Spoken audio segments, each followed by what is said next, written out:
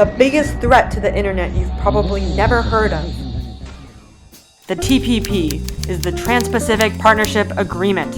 TPP is a trade agreement being negotiated between more than 12 countries around the Pacific region.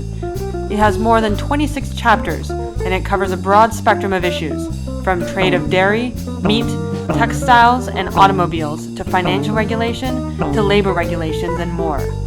But one chapter poses a huge threat to the internet: the chapter concerning intellectual property enforcement. We can't exactly know what's in that chapter because TPP is being negotiated in secret through a series of backroom deals that shut out the public.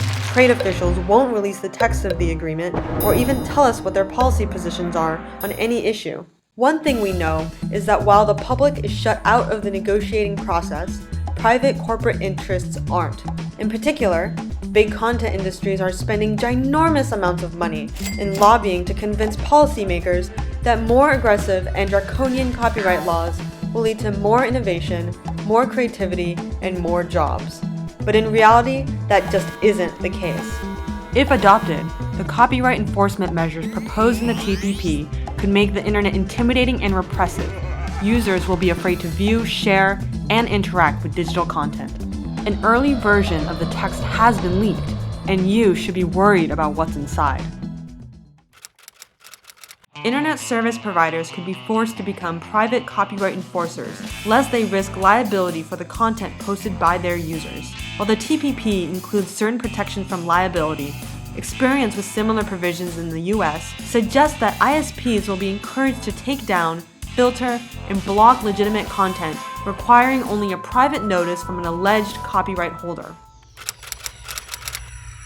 The copyright industry is obsessed with restricting users from tinkering with devices and content, out of the fear that people will then use them for copyright infringing purposes. So what they do is install digital rights management software, or DRM, on devices to limit what users can do. Despite growing evidence that DRM does much more harm than good, this prevents consumers from unlocking their phones to change telecom carriers.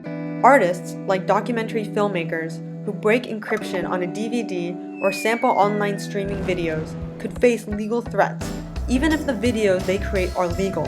People with visual or reading disabilities can be prevented from changing the format of books and movies to make them more accessible.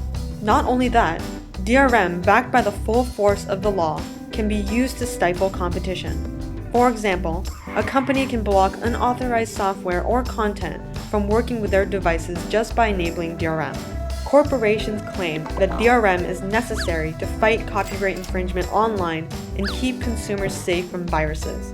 But there's no evidence that DRM does much to combat either of those things. Fans should not be treated like criminals, and companies should not get an automatic veto over user creativity, choice, and innovation.